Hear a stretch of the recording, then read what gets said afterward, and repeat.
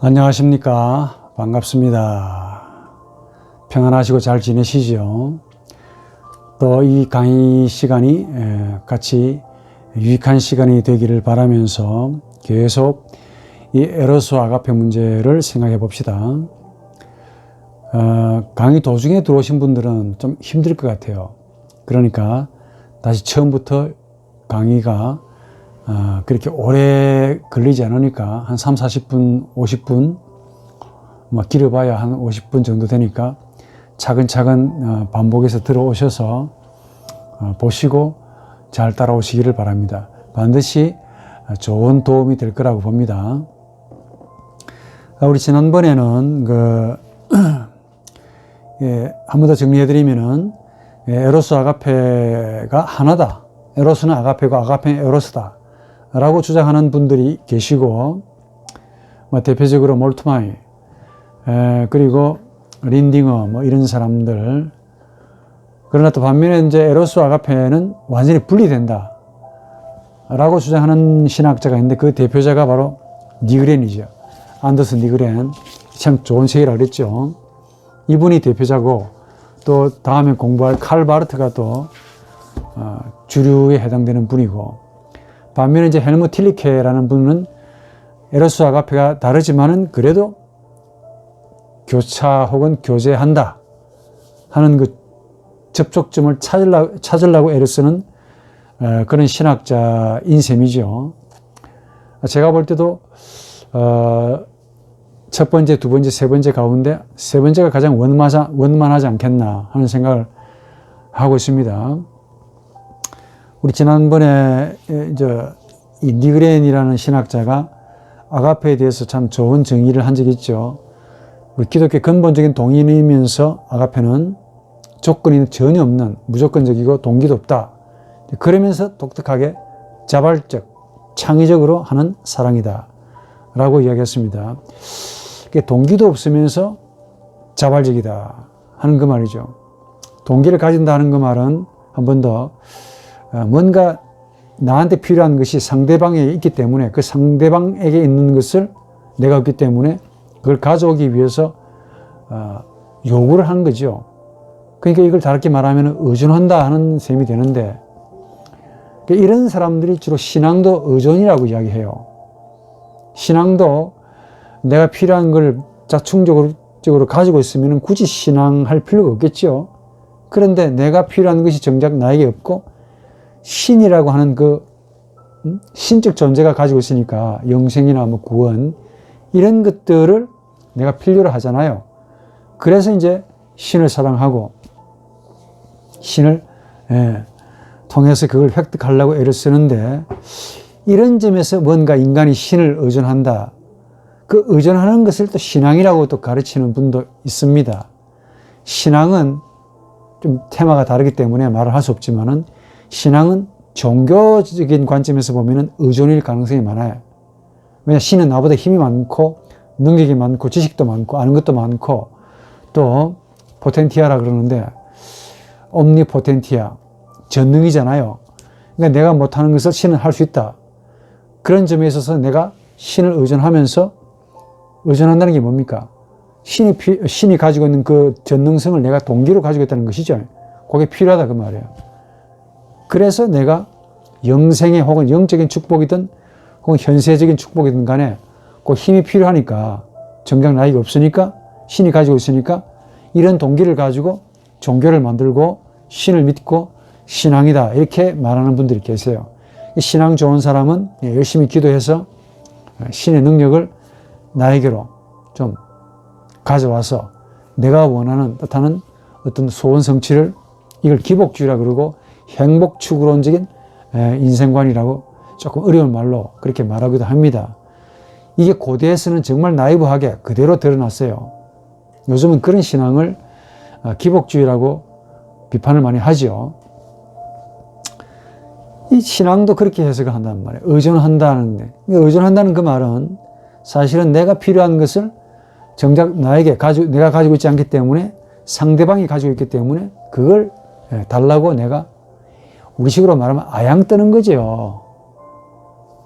좋게 말하면은 신적인 관계로 놓고 보자면 신앙이라고 그러고, 인간적으로 보게 되면 내가 볼 때 아양인데, 신에게 아양 뜬다라고 하는 말은 못하니까 신을 신앙한다, 믿는다라고 하는 거야. 나 당신 믿으니까 그걸로 끝나면 좋을 텐데 내가 필요한 거 주십시오. 주세요. 허락해 주세요. 이거 아닙니까? 이걸 신앙이라고 오해를 하는 거야. 그게 신앙이 아닙니다. 이게 바로 사랑, 즉 에로스와 아가페의 문제를 명확하게 구분하고 제대로 파악하고 나면은 신앙도 달라집니다. 신앙의 개념도 달라져요. 자, 이야기는 계속 그 정도로 합시다 하고, 자, 이분이 자발성에 대해서 이제 이야기를 하는데, 에로스의 가치는 특징은 자발성이다. 동기가 없다. 그런데 이 자발성을 굉장히 중요하게 여겨요. 쉽게 말하면 성부 하나님과 성자 하나님과의 관계도 자발적인 관계죠. 성령과의 관계도 그렇고, 그 예수가 아버지의 명을 듣고 십자가에 죽었다라고 묘사되고 있는 것같이 보이지만은 사실은 예수께서 자발적으로 본인이 하고 싶어서 아버지의 명을 자발적으로 기쁘게 듣고 죄인을 위해서 자기 목숨을 십자가에 헌신했다. 흰갑에 드렸다 그 말이죠. 이런 것들을 가리켜서 아가페의 원천이다라고 말합니다. 즉 가치를 아무리 좋은 가치라도 어떤 가치를 전제하거나 가치 자체를 또 조건으로 삼는 게 아닙니다. 너무 멋있는 조건이기 때문에 혹은 너무 멋있는 가치이기 때문에 저 가치를 위해서가 아니라 아예 가치 자체도 아무리 좋은 가치를 할지라도 그 가치 자체도 전혀 전제로 삼지 않는 무전제지요. 전제로 하고 있지 않는, 오히려 니그레네 이 양반의 말에 의하면 가치를 전제하는 정도가 아니라, 전제하지 않는 정도가 아니라 오히려 가치를 새롭게 만들어내는 자발성, 그 자발성을 가리켜서 아가페다 라는 말로 멋있게 이야기하는 거예요. 예, 진짜 아가페는 아무리 좋은 가치를 할지라도 그 가치를 내면에 깔고 상대를 대하는 게 아닙니다. 아무리 좋은 가치를 할지라도 가치를 가지고 상대가, 저 사람이 나에게 참 멋있다, 나에게 필요하다 라는 가치 아니겠습니까? 그 자체도 전제가 되는 거야. 그것도 하나의 조건이 되거든요. 그러나 참된 아가페는 그런 멋있는 가치를 할지라도 그걸 전제도 하지 않습니다. 오히려 멋있는 가치를 만들어내는 사랑인 거야. 이게 진짜 아가페지요. 참 말이 멋있죠. 자발성은 아가페의 원천이면서 그것은 가치를 전제로 하고 있는 것이 아니라 차라리 가치를 창조해내는 자발적인 사랑이다 이겁니다. 그래서 아가페의 특징을 자발성으로 본 것은 굉장히 잘 봤다. 반면에 이런 아가페에 비해서, 그러니까 조건도 없고 무동기적이며 자발적이라고 그랬죠. 가치를 창조해내는 사랑인데, 이런 아가페에 비해서 에로스는 완전히 창조적이지도 않고 자발적이지도 않아요. 그러니까 내 의지로 하긴 하는데 자발적이지 않습니다. 본인도 모르게 내가 필요한 것을 상대가 가지고 있기 때문에 항상 무엇에 매여 있습니다. 즉 욕구한다는 것은 이게 자발성을 동기로 하는 것이 아닙니다. 나에게 부족한 것이 있다는 그 말이죠. 욕구가 일어난다는 그 말은 내가 꽉 차 있으면 욕구가 일어나지 않습니다. 하나님은 욕구하시는 분이 아니죠. 자충만 하시기 때문에, 스스로 충만하시기 때문에 뭐가 부족합니까? 그러니까 욕구한다는 것은 반드시 부족한 자임을 전제로 하고 있고, 부족하기 때문에 동기를 가집니다. 조건을 가집니다. 그 조건을 가지고 있기 때문에 상대방에게서 그걸 발견하고 거기에 의존한다는 그 말은 아양을 떨면서 그걸 받아내려고 소유하고 점유하려는 그런 욕망이라는 그 말이죠. 그로 인해 결국은 자기 중심적인 에고이즘 혹은 자기 사랑으로 나아간다. 이게 에로스인 거죠. 그 출발점은 자기 결핍이야. 모자라는 겁니다. 이걸 성경적으로 말하면은 인간의 부패에서부터 하나님을 상실하고 난 다음에 내용에 빠져버리잖아요. 껍데기만 있는 거지. 인간의 자의식, 나의식, 나 있으면 하나님 있음인데 하나님이 날아가 버리고 아무것도 없죠. 그러니까 욕망하는 거야. 하나님을 욕망하고 신을 사모하고 욕구하고. 그래서 그 신에게서 조건을 두고 가치를 두고 신을 사모하는데 사실은 그게 바로 에로스라는 그 말입니다. 이런 신에게 인간이, 아래에 있는 인간이 부단히 신에게로 무한적으로 끝없이 열정을 가지고 에로스를 가지고 상승하려고 하고 마지막에는 그 신과 합의를 하려고 하는 그 마음을 가리켜서 에로스라고 그런다. 그래서 이런 많은 이야기들이 있겠지만 좀 정리해드리면은 이 안더스 니그렌이라는 이 사람의 입장은 딱 이렇습니다. 에로스와 아가페는 서로 무관하다. 무관한 정도가 아니고 간격이 있다. 마치 기차에 하나는 상향선, 하나는 하향선, 절대로 안 만나지요. 기차가 만약에 만나게 되면 한 그 라인에서 만나게 되면 충돌해 버리잖아요. 폭발해 버리듯이 에로스와 아가페는 가는 길이 다르다. 목적도 다르다라고 봅니다. 그러면서 사랑 안에 있는 자는 더 이상 꽹과리가 아니라 이 사람 말입니다. 하나님이다, 이게. 하나님만의 아가페인 거죠. 즉, 사랑의 주체는 인간이 아니라 하나님이다. 아가페의 원동력, 아가페의 주체는 사람이 아니라 처음부터 하나님이시다. 라는 그 말입니다. 이 말은 인간은 하나님의 사랑을 불러일으키는, 고작 끌어내는 하나님의 사랑을 바라는, 휘구하는, 동경하는, 사모하는 정도의 애정 혹은 좋게 말하면 관 혹은 통로, 부르심이죠. 인간의 에로스란 내용물이 있는 것이 아니라 따지고 보면은 하나님의 아가페를 도와달라고 부르는, 호소하는 하나의 통로 혹은 관 혹은 호소라 그 말이죠. 살려주십시오 하는 그 말입니다. 이게 인간의 에로스입니다. 반면에 아가페, 즉 하나님이신 아가페, 하나님의 아가페는 처음부터 하나님의 고유한 어떤 무엇이고 철저히 하나님 자신과 함께 있고 동시에 하나님 자신이고 그리고 하나님에게서 요구하는 혹은 하나님에 의해서 요구되는 그런 사랑의 형태죠. 이게 자발성이라 그 말입니다. 하나님이 자발성이라는 사실을 어떻게 아느냐? 우리 죄인을 향해서 베풀어 주신 그 행위를 보니까 완벽하게 자발적이야. 우리 인간의 요청에 의해서 우리 인간이 살려주십시오라고 했기 때문에 하나님이 도와주시는 것이 아니라 하나님이 원해서, 로마서 5장 8절이죠. 우리가 죄인 되었을 때, 우리가 아직 의를 알지 못했을 때 예수 그리스도를 보내셔가지고 그 아들을 죽이심으로 너를 향한 나의 사랑이 이런 것이다라고 사랑을 확정했다는 거 아닙니까? 이게 바로 아가페의 어떤 무엇을 보여주는 바울의 내용이죠. 그러니까 절대적인 하나님의 사랑이고 또 동시에 조건 없는 무조건적인 것이고 그 다음에 자발적인 어떤 무엇이고 원초적인 것이고 그리고 가치를 창조하는 어떤 사랑이다 라는 식으로 이제 이분은 이렇게 주장합니다. 이 책에서 참 중요한 아이디어가, 중요한 소스들이 굉장히 많이 나와요. 예컨대 영지주의자들이 있습니다. 이런 영지주의자들을 들어보셨는지 모르겠는데 AD 1세기, 2세기, 3세기, 특히 AD 1세기, 2세기에 우리 기독교 교회를 많이 괴롭혔던 아주 놀라운, 굉장히 그 당시로는 굉장히 탁월한 신학의 하나의 이교적인 가르침이죠. 그 가운데 대표자가 말키온인데 이 말키온에 대해서 이야기를 참 할 게 많은데 말키온을 가리켜서 사탄의 자식이라고, 예수는 하나님의 아들이잖아요.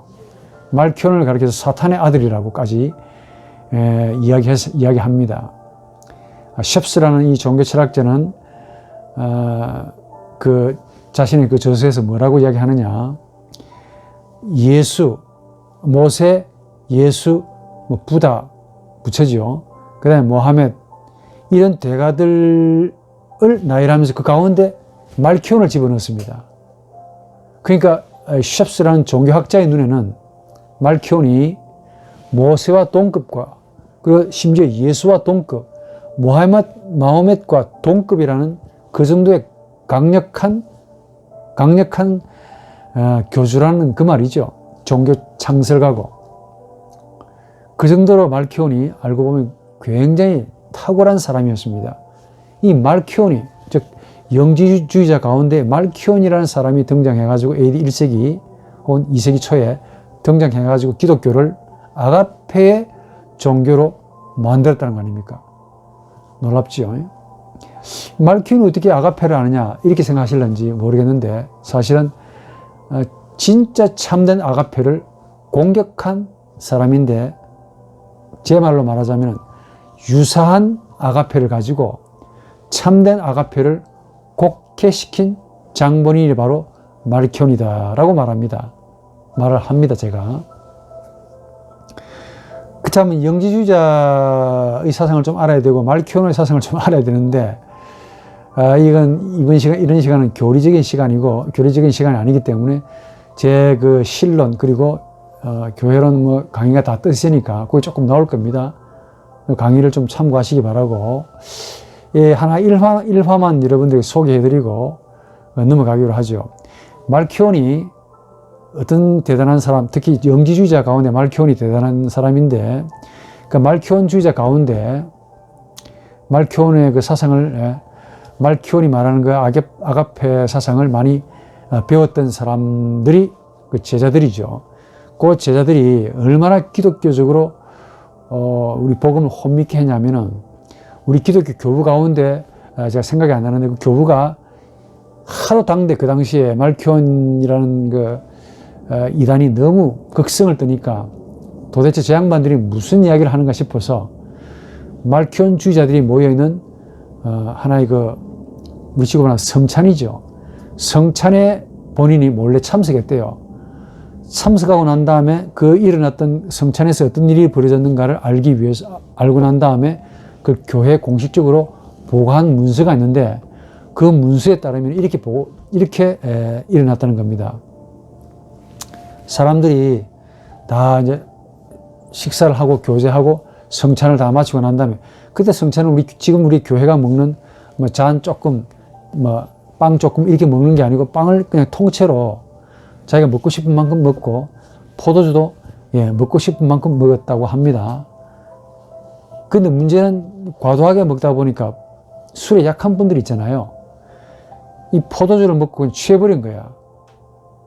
취하고 난 다음에 어떤 행동을 취하는가 봤더니, 이 정통 기독교 교부인 누군가가 본 거야. 이 말키온주의자들이 성찬을 끝내고 난 다음에, 자, 이제 우리가 자유로우니까 이제 우리 섹스를 합시다 라고 말하면서, 요즘식으로 말하면 우리 뭐라고 표현해야 됩니까? 자기 부인도 아닌 남의 부인, 남의 여자를 성의 도구로 서로 부부 교환이라 합니까? 스와핑, 그런 거죠. 그래가지고 그 성찬을 다 하고 난 다음에 빵과 떡을 잔뜩 먹고 취한 상태에서, 자, 이제 우리 서로 아가페 합시다 라고 하면서 난잡한 성행위를 하고 있는 그 모습을 정통 기독교 교부가 보고 경악을 금치 못해서 나와가지고 교회에 보고를 했다는 그 이야기가 있습니다. 그 정도로 아가페라는 말을 많이 썼음에도 불구하고 실제 참된 예수의 아가페를 곡해시킨 장본인이죠. 그래서 스위스의 유명한 역사사가 신학자는 이렇게 말합니다. 말키온은 가장 바울을 잘 안 자 가운데 한 사람이면서 동시에 가장 바울을 잘못 이해한 자다 라고까지 평가한다 그 말이야. 이 말키온 제자들이 복음서를 다 믿지 아니하고 누가복음이 가장 이방인을 위한 복음이잖아요. 거기에 아가페가 가장 잘 드러나기 때문에 다른 복음서 가운데 가장 으뜸으로, 그리고 구약은 율법적인 책이라서 믿지도 않고 신약만 믿는데, 그 신약 가운데 누가복음을 가장 정경으로, 소위 말하면 가장 으뜸의 복음서로 쳤다는 거 아닙니까? 거기에 이방인을 향한 신의 사랑이 나오잖아요. 그게 바로 아가페거든. 그래서 말키온, 즉 영지주의자 가운데 말키온이 단연 으뜸인데, 이분이 예수의 가르침과 바울의 가르침을 가장 유사하게 말하면서 가장 멀게 곡해시킨 장본인이다 라고 말합니다. 이런 견해를 소개하면서 니그렌도 뭐라고 이야기하느냐. 이런 일련의 사실들을 볼 때 딱 잘라 말합니다. 에로스에서 아가페로 나아가는 성화의 길은 없다 이겁니다. 아무리 잔치를 하고 아무리 성찬을 하고 난 다음에 아무리 경건하게 예배 드리고 난 다음에 자 우리 아가페 합시다 라고 하고는 아무 여자나 잡고 성행위를 하는 그 자체가 이게 무슨 아가페냐 하는 그 말이죠.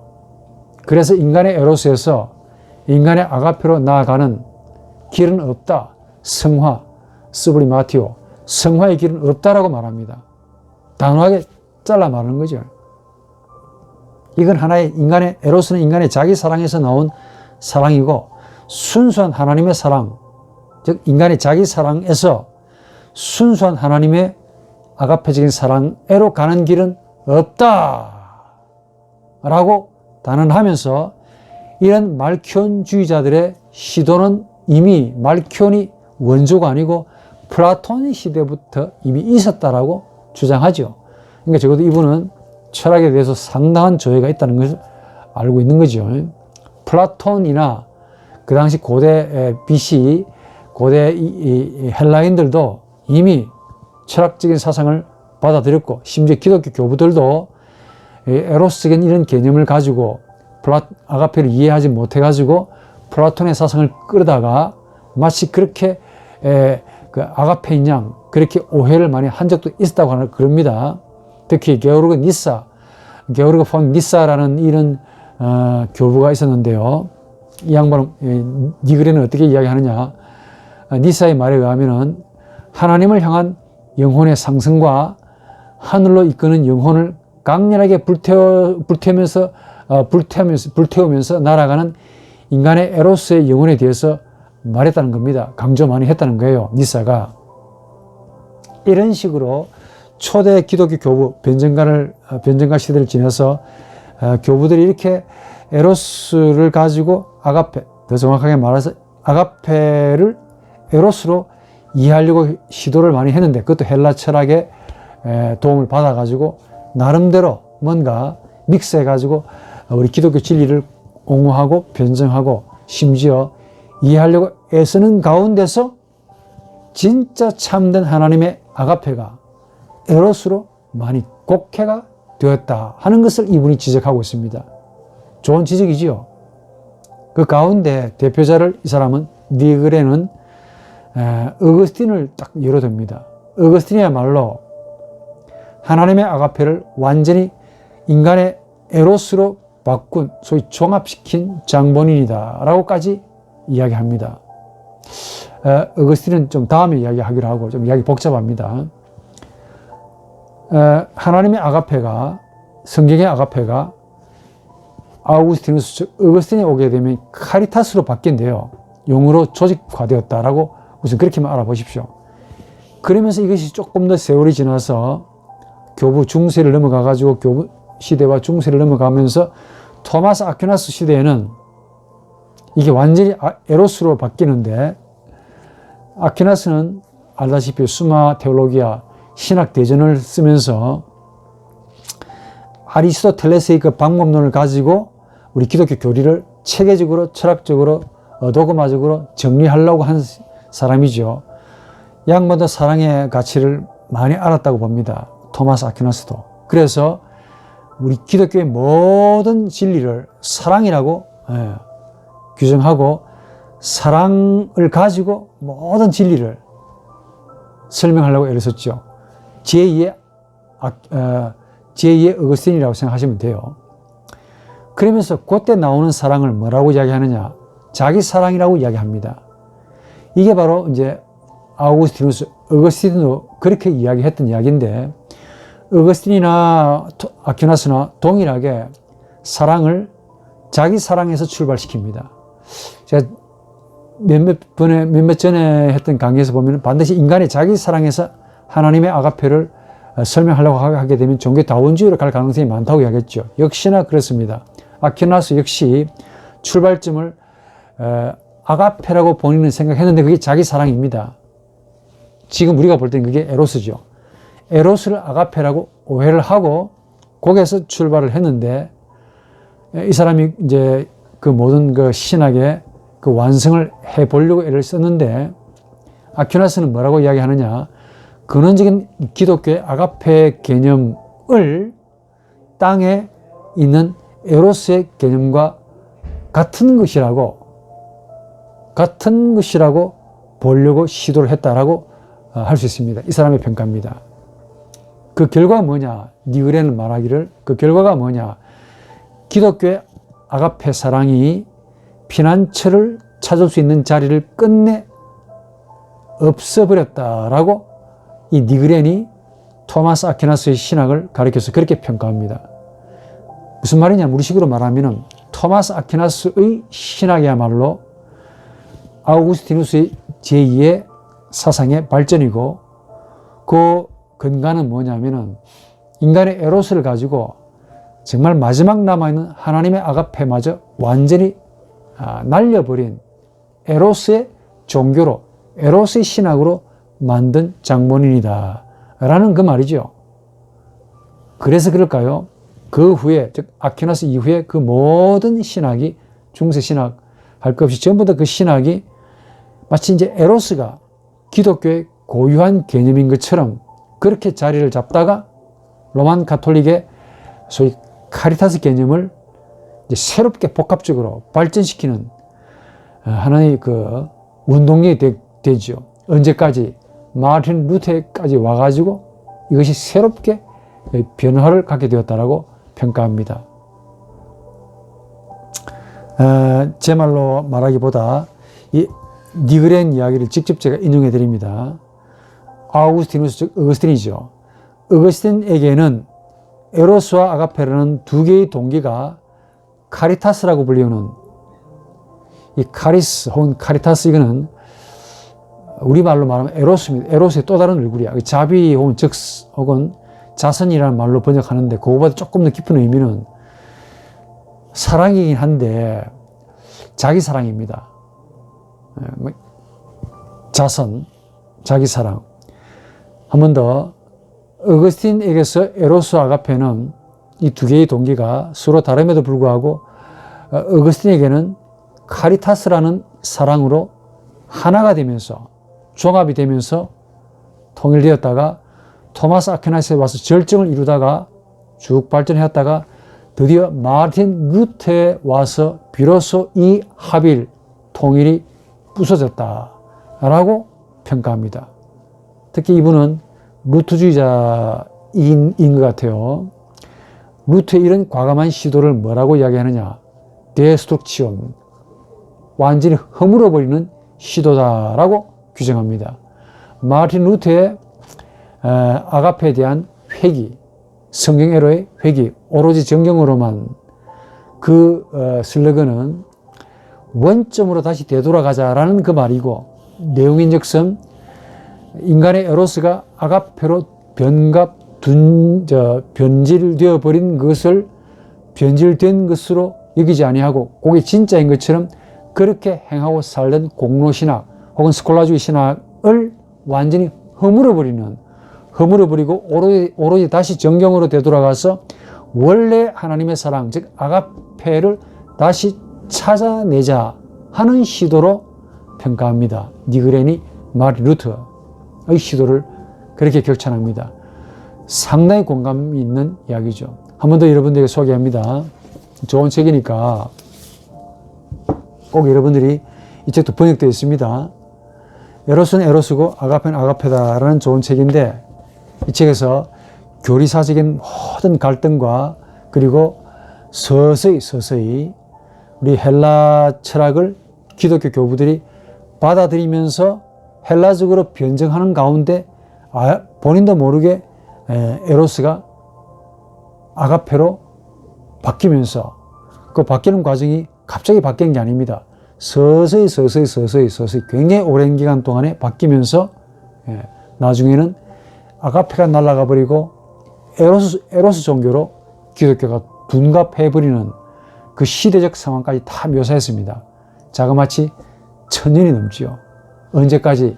마르틴 루터가 일어나가지고 종교 개혁을 일으키기 바로 전까지, 그 주범인들이 주로 어거스틴, 아퀴나스, 많은 기독교 교부들이, 우리가 알고 있는 많은 기독교 교부들이 이 사실을 혼미하게 혹은 바르게 알지 못해가지고 나온 결과라고 이 사람 평가합니다.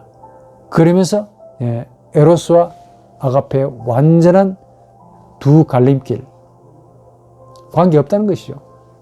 하나는 위에서 아래로 내려오는 길이고 에로스는 아래에서 위로 올라가는 길인데 가는 길이 틀린다 라고 말하면서 우리 기독교의 고유한 사상을 찾아내려고 무진장 애를 많이 썼습니다. 저도 논문을 쓰면서 이 사람의 책을 많이 인용하고, 또 이 사람이 보면은 그 각인에 보면, 각주에 보면은 원전을 참 잘 인용했는데, 제가 보면 여기 우리 한국에서는 찾아볼 수도 없는 그런 그 굉장히 좋은 소스들을, 원전을, 교부들의 원전을 밑에 다 각주로 달아놨어요. 좀 이야기가 좀 빗나가서 좀 미안한데, 우리 한국에서 훌륭한 신학자가 나온다는 것은 참 불가능한 것 같아요. 일단 자료가 없습니다. 또 두 번째는 의학도 모자라고, 그러다 보니까 주로 번역서를 많이 보게 되는데, 번역서에 충실하는 한 원전에서 거리가 멀죠. 원전에서 거리가 먼 한 영감은 절대로 받지 못합니다. 그 번역서에 의존할 수밖에 없기 때문에, 또 참고 도서가 없잖아요. 그러니까 번역서를 본 사람이 또 번역을 하게 되고, 또 그 번역서를 본 사람을 또 다른 사람이 또 인용하게 되는데, 이런 식으로 반복하다 보면 아무리 신학이 발전한다 그래도 최초의 번역서가 있을 거 아닙니까? 여기에 밖에 못 나간단 말이에요. 그래서 여러분들에게 원전으로 되돌아가라. 이걸 다르게 말하면은 다시 성경으로 되돌아가라. 솔라 스크립투라가 여기서 나오는 거예요. 전부 다 번역서를 보고 앉아있고, 전부 다 착색되고 페인트 칠한 사람의 사상을 가지고, 철학자든 신학자든 사람의 사상을 가지고 자꾸 교리를 들이대고 설명하려고 그러고 조직하려고 하다 보니까 세월이 지나면 어떻습니까? 이게 마치 진리인 것처럼 턱하니 자리 잡고 있더라 그 말이죠. 마르틴 루터는 이걸 봤습니다. 깨달았습니다. 아하, 원전이 있다 이게. 원전이 뭡니까? 성경이더라 이게. 그래서 성경에서 새로운 생물을 바라봤고, 그 생물은 오염되지 않은 하나님의 순수한 죄인을 향한 아가페라는 사실을 깨달았고, 그래서 원전으로 되돌아가자. 원전이 뭡니까? 카논이죠. 카논이 뭡니까? 정경이죠. 그것도 외경 혹은 위경 말고 정경. 말 나온 김에 로만 캐톨릭 예롬이라는 신학자 있죠. 영어로 제롬이라고 그러는데 원래 예롬입니다. 혹은 다른 말로 히에로니무스라는 이 교부는 교황의 지시를 받고 그 신약 성경, 구약 성경을 라틴어로 번역했습니다. 그 번역한 책을 불가타라고 번역하는데, 그 번역하는 가운데 책은 참 번역을 잘한 부분이 많습니다.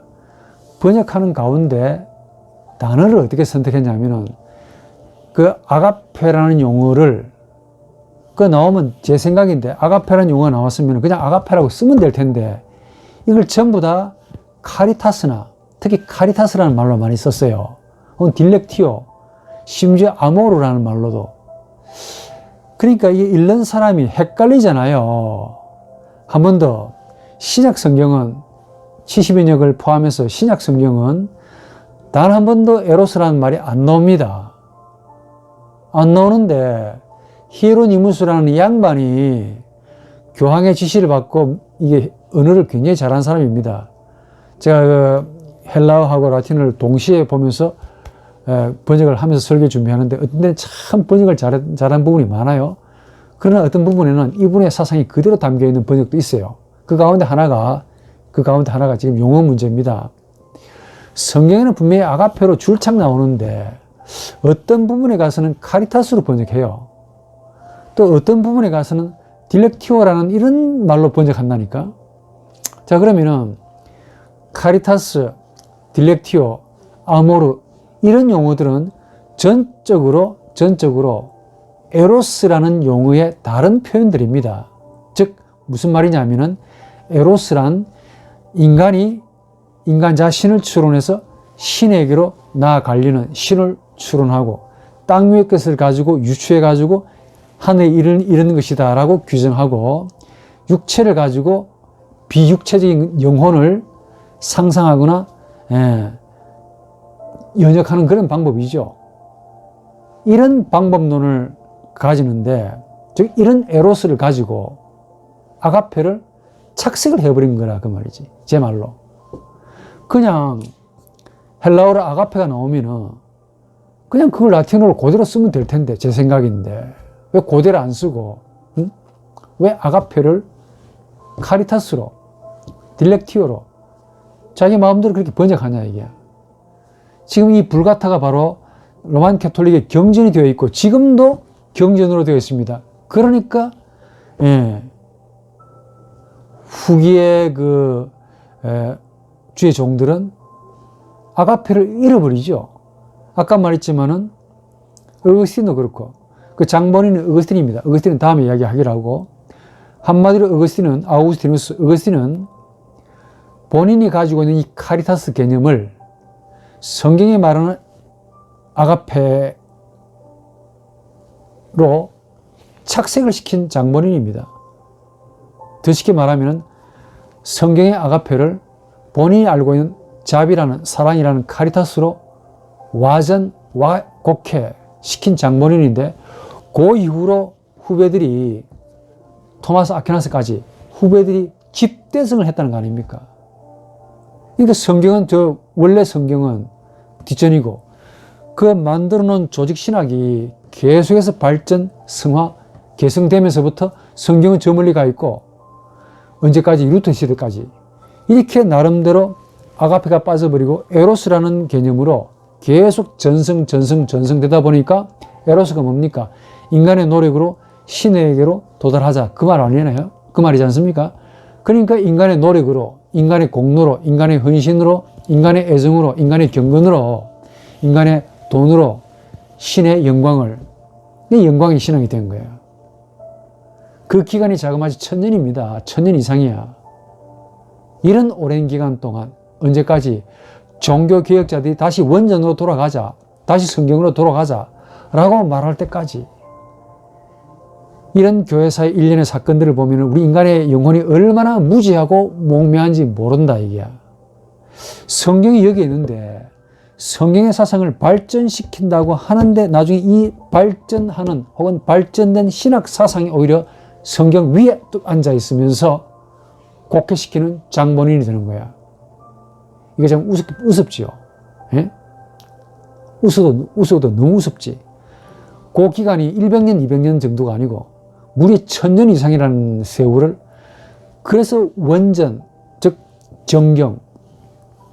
정경도 이 히에로니무스가 우리가 말하는 정경 3927 구약 39권, 27권 요것만 딱 번역하면 될 텐데 거기에 외경도 포함시켰습니다. 번역을 다 해버린 거야. 그러는 바람에 마카비 2서 같은 거, 마카비 1서, 마카비 2서 이거는 우리는 정경으로 인정하지 않는데 그건 외경이죠. 이 외경을 가지고 연옥 교리를 만들고 면죄부 교리를 만들어 가지고 십자군 전쟁 때 죽었던 모든 영혼들이 성전이라는 이름으로 참석했기 때문에 그때 사람을 죽인 그 사람은 살인죄가 해당되지 않고 오히려 천국 간다 라는 식으로 확정된 교황의 사인이 들어가 있는 면죄부를 판매했다는 거 아닙니까? 면죄부를 줬는데 그게 십자군 전쟁이 끝나고 난 다음에 사라지지 않고 루터 시대까지 와가지고 계속 그걸 돈 주고 돈 받고 팔고 그것 가지고 자기 친척들이 죄를 짓고 나면은 천국도 아닌 지옥도 아닌 중간지대에 가 있는데 이 면죄부를 사게 되면은 그걸로 인해서 천국으로 올라간다는 이런 성경에 나와 있지 않은, 즉 정경에 나와 있지 않은 많은 사상들을 교리로 만들어서 사람을 혼미케 하고 요즘 말로 말하면 백성들의 기름과 예수의 심장에 촉수를 꽂아놓고 골수를 빼먹은 기생충의 역할을 했다는 거 아닙니까? 오죽하면은 종교개혁이라고 하는 이런 새로운 패러다임을 맞게 되었을까요?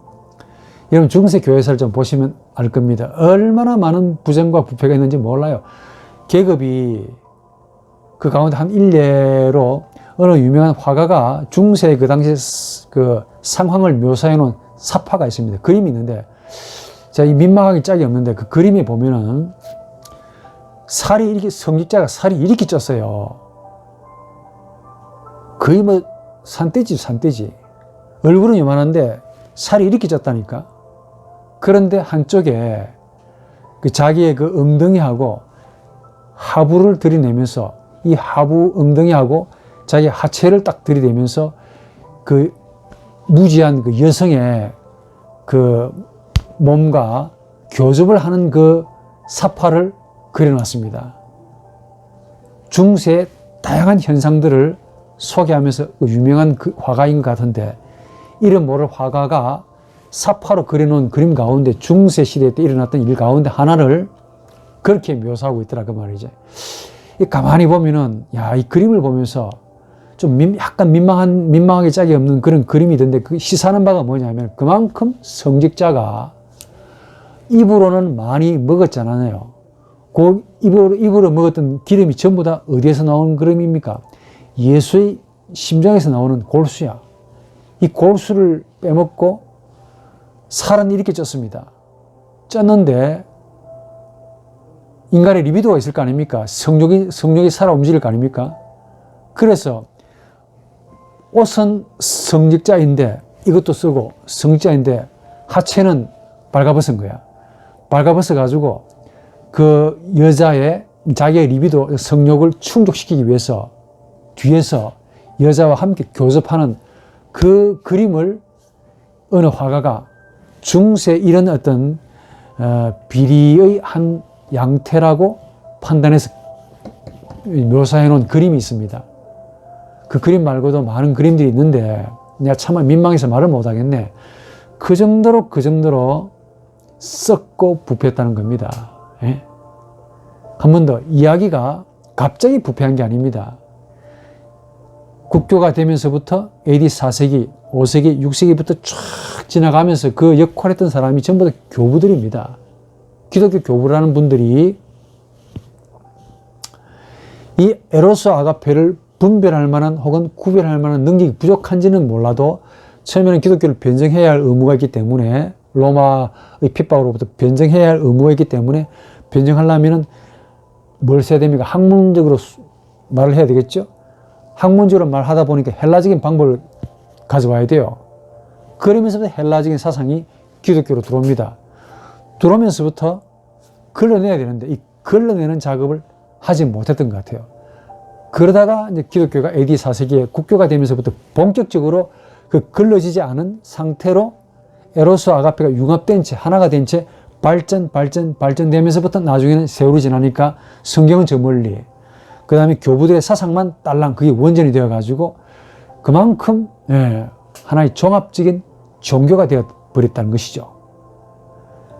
그래서 정경도 외경도 하나가 되어가지고 정경에 가르침도 없는 외경을 가지고 면죄부를 만들고, 외경을 가지고 교리를 만들고, 외경을 가지고 천국과 지옥의 중간지대를 만들고 연옥을 만들고, 그래가지고 면죄부를 만들고 판매해가면서 교회는 교회대로 엄청 성직자대로 배가 살이 쪄가지고 얼마나 잘 먹었는지, 반면에 파리한 그 가난한 그 서민들은 거기에 종노릇하는 그 모습을 그림으로 많이 묘사하는 걸 보십시오.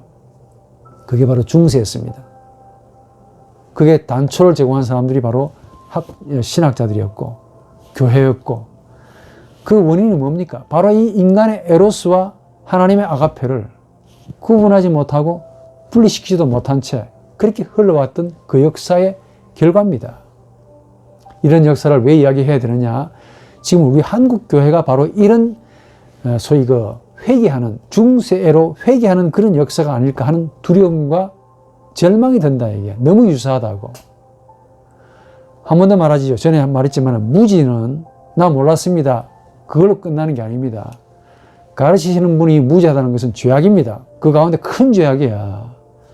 내가 무지하면은 나도 하늘문을 보지도 못할 뿐만 아니라 남들도 하늘문이 없다라고 가르칠 거 아닙니까? 자기가 모른다고 없다고 말하네.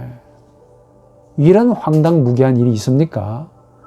하나님은 분명히 있다고 말씀하시는데 본인이 체험하지 못하니까 없다고 말해.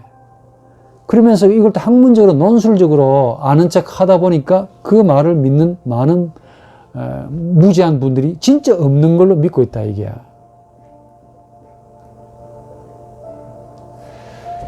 이런 죄악을 저지르지 말아야 되겠죠. 중세가 했던 죄악을 우리는 반복해서는 안 될 겁니다. 역사가 왜 있겠습니까? 그리고 왜 역사를 공부해야 되겠습니까? 역사책을 보고 배워야 할 점은 나는 절대 이런 사람이 되지 말아야 되겠다를 배우기 위함 아닙니까? 공부를 하는 목적이 뭡니까? 아, 이게 진짜 같으면 내가 진짜 이걸 한번 연구를 해봐야 되겠다. 개선, 발전시켜 봐야 되겠다. 이런 어떤 신념이 일어나야 그게 공부를 제대로 하는 거지요. 학점 따기 위해서 공부하십니까? 그래가지고 목해가지고 성공하기 힘들걸요. 싹군 목자 되기 십상입니다. 역사란 그냥 지나간 이야기가 아닙니다. 거기에 실제로 들어가 보면은 실제 현장이 나와 있습니다. 얼마나 현장 속에 있는 인간들이 지금 우리와 똑같은 인간성을 가진 죄인들이라는 사실을 뼈가 시리게 느껴야 돼요. 내가 중세에 태어나도 똑같은 짓을 하겠다라는 생각을 해야 됩니다. 나는 중세인이 아니기 때문에 성직자의 죄, 그 당시 성직자의 죄를 범하지 않았다라고 그렇게 자랑하고 싶은데 아니올시다. 하나님은 다르게 보세요. 참여하지 않았다 하더라도 똑같은 인간성이거든. 똑같은 죄인입니다. 한 번 더. 간음하지 않은 놈은 본인이 간음하지 않고 거짓말했다고 적어도 나는 간음하지 않았다 라고 자랑하고 다닐 겁니다. 그러니까 간음은 큰 죄고 거짓말은 작은 죄라고 여기죠. 그건 우리 생각이야. 그건 그분의 생각이야. 좀 살아보니까 이런 분들 많습니다. 간음한 죄는 안 저질렀고 본인 거짓말한 거야. 거짓말한 거는 간음한 거에 비해서 죄를 적게 지었다 라고 여기는 거지. 그러면서 거짓말한 자신은 덮어버리고 본인이 간음하지 않은 자신을 자랑스럽게 여기는 거야. 심지어 간음한 자는 본인은 살인하지 않았다고 자랑하고 다닙니다. 난 사람 죽이지 않았다 이게야. 간음해놓고 사람을 죽이지 않았다고 나는 살인죄는 저지르지 않았습니다 라고 말하고 자랑하고 다닙니다. 적어도 자신은 사람은 죽이지 않았다고 착하게 여기네. 간음은 했는데. 전체로 우리 생각입니다. 당신들의 생각이야. 하나님은 야고보서에 뭐라고 말합니까? 간음하지 말라는 이가 간음하지 말라라고 명하신 이가 살인하지 말라라고도 명했네. 이 말이 무슨 말입니까? 하나님의 시각에는 동일한 걸로 본다 이게야. 왜냐? 간음을 일으키는, 간음하겠다라고 하는 마음도, 그 생각도 마음에서 나왔고, 사람을 죽여야 되겠다라고 하는 그 생각도 마음에서 나왔거든. 그 마음이 썩고 부패했는데, 어떻게 행동이 다르다고 하나님이 요거는 적게, 요거는 심하게 그렇게 정죄할 수 있겠느냐? 똑같다는 겁니다. 하나님의 시각은 전부 다 죄인이야. 그런데 우리 나름대로 무지가 큰 죄라고 그랬습니다. 몰라서 그렇습니다. 나는 적어도 살인을 하지 않았습니다. 간음은 했지만은, 나는 적어도 거짓말은 했지만은 간음은 하지 않았습니다. 나는 적어도 부모님께는 잘 못했지만은 하나님께는 참 잘했습니다. 이렇게 말하고 다니네요. 자랑인 것처럼. 딱 모세 시대 때 율법자. 그래도 바리새인들과 서기관들은 10계명은 책대로 지켰다는 거 아닙니까? 근데 현대에 와보니 말 그대로 가관입니다. 거짓말은 했는데 간음하지 않았다고 간음하지 않은 자신을 어렵게 여기네. 간음한 자가 살인하지 않았다고 나는 살인하지 않았습니다. 자신을 또 어렵게 여기네. 그리고도 신학자냐? 그리고도 목사님입니까?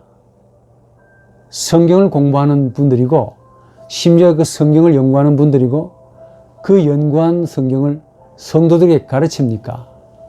성경 어느 구석에 죄가 경중이 있습니까? 예? 살인죄가 더 크고 간음죄가 덜 약하다고 어디에 그렇게 나와 있냐고. 제가 읽어본 바로는 거짓말이나 간음이나 살인이나 도둑질이나 똑같아. 하나님 보실 때. 왜냐? 그 행위들이 전부 마음에서 나오는 거야. 그런데 거짓말은 좀 했는데 간음하지 않았다고. 간음은 했는데 살인하지 않았다고. 자랑하고 남을 정죄하고 비판하고 잘난 척하고 다니네요. 웃기는 이야기죠. 그건 무지야. 공부 안에서 나온 무지고, 무지는 죄악입니다. 하나님 앞에서도 몰랐습니다. 변명해봐야 안 될걸요. 에로스 아가페를 구분 못하는 것도 무지입니다. 무지도 큰 죄악이야. 그 죄악의 결과가 중세를 보시면은 너무너무 크게 나온다는 겁니다. 물론 그 가운데 존경할 만한 좋은 교부들도 그 가르침도 있습니다만은 전체적으로 큰 흐름은 흑암, 암흑, 오죽하면 새로 원전으로 되돌아갑시다. 정경으로 되돌아갑시다라는 종교개혁의 운동이 일어났겠습니까? 그래서 이런 공부가 필요하고 이 공부를 통해서 사유, 생각, 느낌, 깨달으셔야 되는 거예요. 그리고 난 다음에 겸손한 마음으로, 조심하는 마음으로 성경을 해석하고 그 올바르게 해석된 성경을 가지고, 해석을 가지고 성도들에게 강하게 주의 영의 도움을 입어서 카리스마 있게 설교하셔야만이 적어도 주님께 책망은 받지 않을 거 아니냐 그 말이야. 우리 칭찬까지는 기대하지 맙시다. 착하고 충성된 종아, 이건 예수님 한 분으로만 족하고 악하고 게으른 종이라는 말은 듣지 않아야 되지 않겠냐 그 말이야. 이런 악한 것과 게으른 것, 예수의 가르침에 참 특이한 게 있습니다. 악하면 악하고 게으르면 게으르지 어떻게 악하고 게으른 게 따로따로 구분되어 있냐. 게으름 속에 뭐가 있습니까? 신학 공부 안 하는 것도 게으름입니다. 게으르기 때문에 게으름이 또 다른 악이에요. 악하고 게으름이에요. 참 무섭지요. 목회하시는 분들은 참 두려운 마음으로 그렇게 목회를 하셔야 될 것 같아. 그래서 게으르지 말고 공부하십시오. 요즘 좋은 책도 많은데 게으르지 말고 생각하십시오. 게으르지 말고 부지런히 사상하시라니까. 게으르지 말고 계속 연구하십시오. 그리고 내 속에 있는 악을 예과장치 없이 드러내지 마시고 무지란 이름으로 드러내지 마시고 기도하시면서 이것이 올바른 주의 복음인가를 묵상하시면서 내린 판단을 잘 정리해서 성도들에게 설교로 말씀 선포로 하시는 것이 지극히 마땅하지 않냐 하는 겁니다. 어째서 아가페와 에로스가 같습니까? 같다 보면은 소중한 죄인을 향한 하나님의 아가페가 사라져버립니다. 그 자리에 인간의 썩고 부패한 에로틱한 감정, 이 에로스가 주인이 되어버리고 그로 인해 공로신학, 행위신학, 스콜라주의 신학, 경건신학, 헌신신학, 기복신학, 별난 게 다 나온다 그 말이야. 뭔가 인간이 하나님과 일치할 만한 능력이 있어가지고 그 능력을 활성화시켜서 신에게로 나아갈 만한 어떤 자인 것처럼 자기 의에 스스로 빠지게 되는 겁니다. 이걸 죄악이라고 성경은 단언하고 있지 않습니까? 이런 죄악을 잘 깨달으시고 신학한다고 의인이 아닙니다. 기도 많이 한다고 죄에서 자유로운 게 아닙니다. 하나님의 은혜가 아니면 우리가 의인이 아니죠. 공부 많이 한다고 되는 것도 아니죠. 그러나 적어도 공부나 신학은 뭐가 옳고 뭐가 그러다는 생각은 깨닫게 해주지 않나요? 그래서 깨닫기 위해서 공부는 해야 됩니다. 깨닫기 위해서 역사도 공부해야 되고, 이런 분들이 이런 식으로 왜곡, 치장, 페인트, 혼합, 종합을 시켜 놓았구나. 다시 원점으로, 다시 성경으로 되돌아갑시다. 라는 말을 부단히 반복해서 우리 자신에게 먼저 해야 될 겁니다. 남에게 하기 전에 나부터 먼저 성경애로 이 성경을 하나님의 말씀으로 신앙하고 그게 담겨있는 오묘하고 신비한 진리를 일반 학문의 도움으로 잘 풀어서 그래서 성도들에게 잘 증거하는 것이 참 필요하다. 이게 목회자의 소명이 아닌가 하는 생각을 해봅니다. 목회자가 신방 잘하고 설교 잘하고 그리고 많은 곳에 참석하고 기도해주고 그것만이 전부가 아니겠죠. 가장 중요한 것은 성경을 올바르게 배우고 깨닫고 해석해서 설교로 잘 나타내주는 것. 이런 설교를 가지고 하나님은 자기 자신을 우리 인간에게 주고 싶어 하기 때문에 설교가 그렇게 중요하다 그 말이지. 깨달음이 있기를 바랍니다.